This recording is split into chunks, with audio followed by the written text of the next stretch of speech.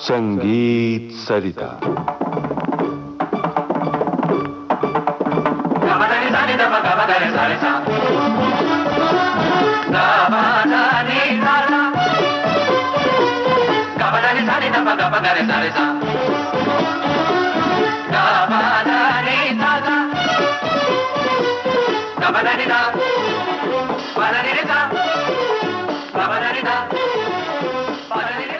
संगीत सरिता कार्यक्रम में आज से हम एक श्रृंखला शुरू कर रहे हैं। राग एक, रूप अनेक। प्रस्तुत कर रहे हैं प्रसिद्ध बांसुरी वादक और संगीत निर्देशक रघुनाथ सेठ। आज का राग है यमन।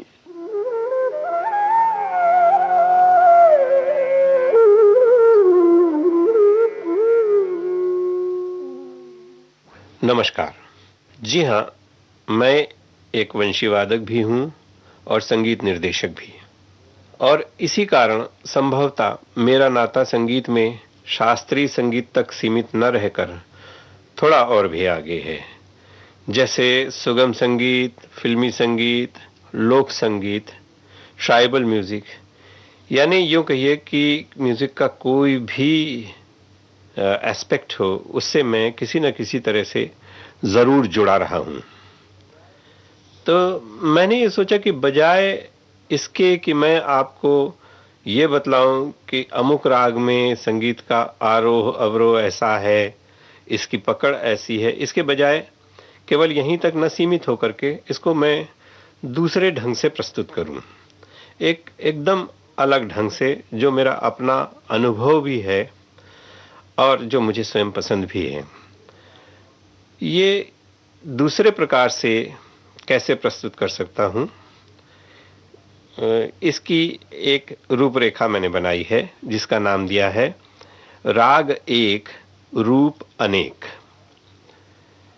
यानी शास्त्रीय संगीत के आधार पर एक राग के कितने विविध उपयोग हो सकते हैं।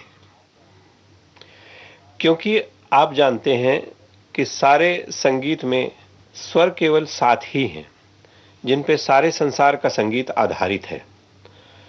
और कोई भी संगीत हो, इन 7 स्वर जिनको कुल मिलाकर के कोमल तीव्र 12 हो जाते हैं, इससे अधिक, इससे बाहर कहीं भी कोई संगीत नहीं है। लेकिन एक ट्रीटमेंट नाम की एक ऐसी विधा है जिसके कारण संगीत को आप अलग अलग परिभाषा दे देते हैं। इसकी तुलना आप मनुष्य के शरीर से कर सकते हैं कि जैसे शरीर तो सभी का एक जैसा लगता है, लेकिन उसमें ऊपर आप जामा, उसके कपड़े अलग अलग पहना देते हैं और उसको अलग अलग दिखाई देता है, तो आप बोल देते हैं कि ये हिंदू है, ये मुस्लिम है, ये तुर्क है, या ये इस तरह का है। तो लेकिन अंदर से एक ही होता है। तो मेरा कहने का मतलब यह है कि जो आधार है वो एक ही है, बाकी उसका ट्रीटमेंट अलग अलग हो जाता है। इससे उसके अलग अलग रूप निकल आते हैं, अलग अलग तालों के ऊपर, रिदम के ऊपर, या वाद्यों के प्रकार के ऊपर, या ये कहना चाहिए गायन या इंस्ट्रूमेंट्स, ये अलग अलग सुविधाएं होती हैं। ये शब्दों का भी आधार होता है। इसके ऊपर बहुत निर्भर करता है, जिससे इसके अलग अलग रूप बन जाते हैं, अलग अलग परिभाषाएं बन जाती हैं। इसको मैं आगे आपको बतलाऊंगा। इस कार्यक्रम में मैं जो राग लूंगा उसमें सर्वप्रथम राग है राग यमन या राग यमन कल्याण, जिसे दोनों ही रूप में लोग जानते मानते हैं। मैं इसमें थोड़ा सा आपको गा के बताने की कोशिश करूंगा जिससे आप इसकी रूपरेखा थोड़ा समझ लें। नी रे गा म रे गा पा रे गा रे सा, पा म ग म ध नि सा नि ध नि ध पा रे गा रे सा। इसमें 3 ताल की एक बहुत लोकप्रिय बंदिश भी है। हेरिया लिपिया बिनु अरि हेरी आली पिया बिनु, सखी कल न परत मोहे, घरी पल छिन दिन, हेरी आली पिया बिनु। जब से पिया परदेस गमन कीन्हो, जब से पिया परदेस गमन कीन्हो, रतियां कटत मोरी तारे गिन गिन, हेरी आली पिया बिनु। यानी वादी गंधार है, गा ये स्वर और संवादी निषाद। इसमें जो सबसे मशहूर या लोकप्रिय फ्रेज है, नी रे गा मा रे गा आ,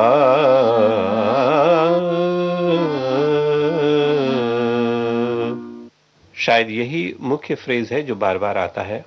आपको बतलाऊंगा कि अलग अलग रचनाओं में किस प्रकार से ये राग यमन प्रयुक्त होता है।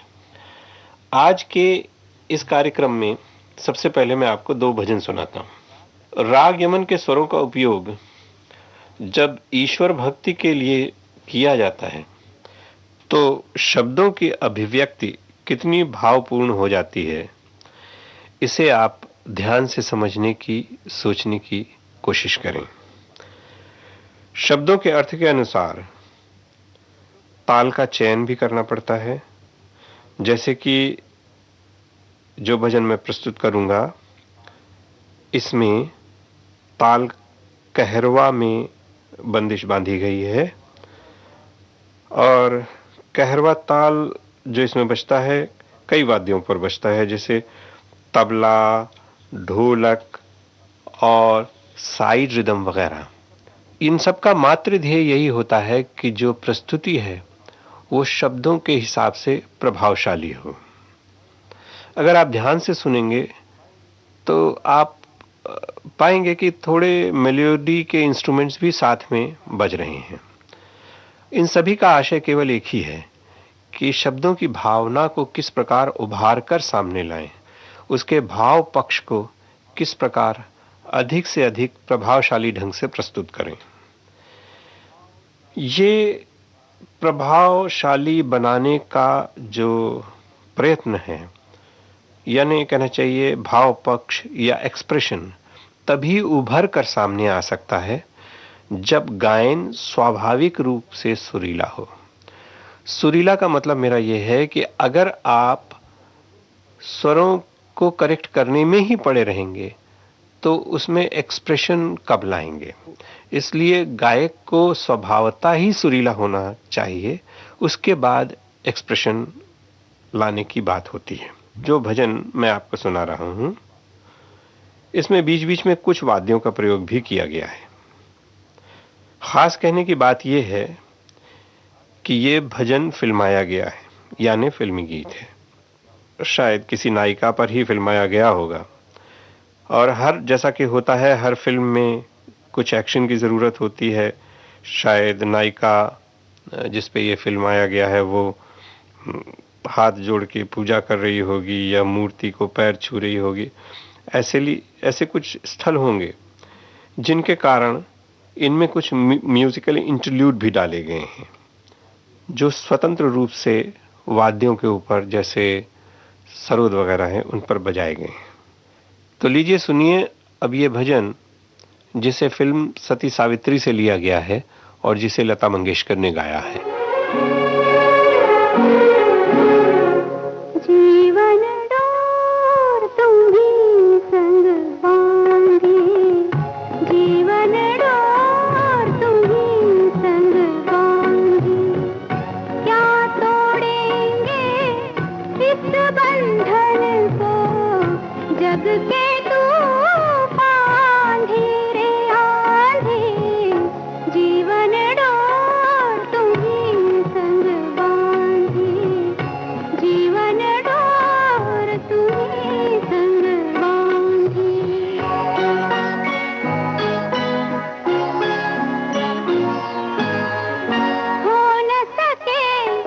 कभी हम तुम न्यारे हो न सके, कभी हम तुम न्यारे।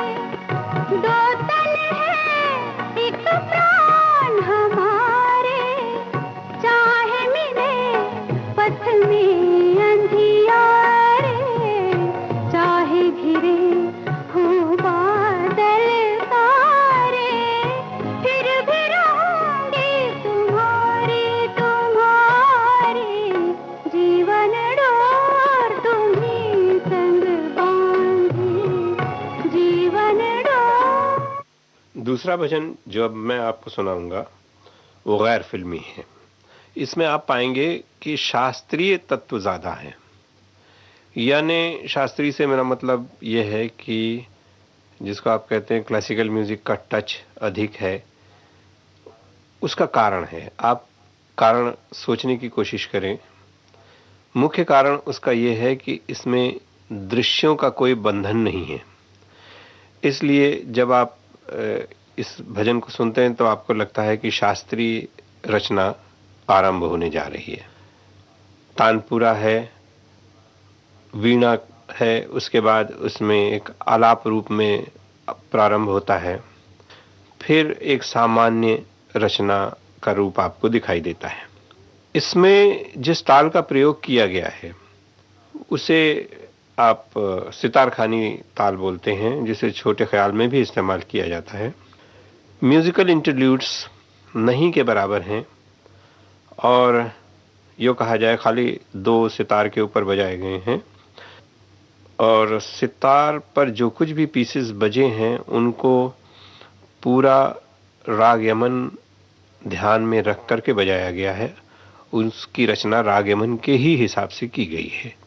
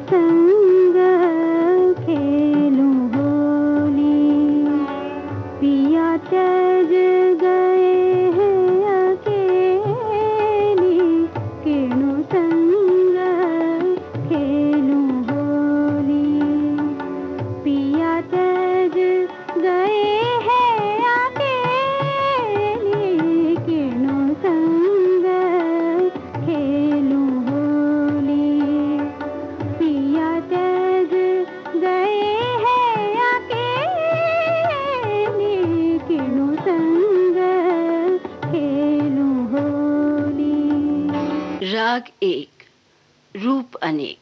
संगीत सरिता कार्यक्रम में इस श्रृंखला के अंतर्गत आज आप सुन रहे थे राग यमन। प्रस्तुत कर रहे थे प्रसिद्ध बांसुरी वादक और संगीत निर्देशक रघुनाथ सेठ।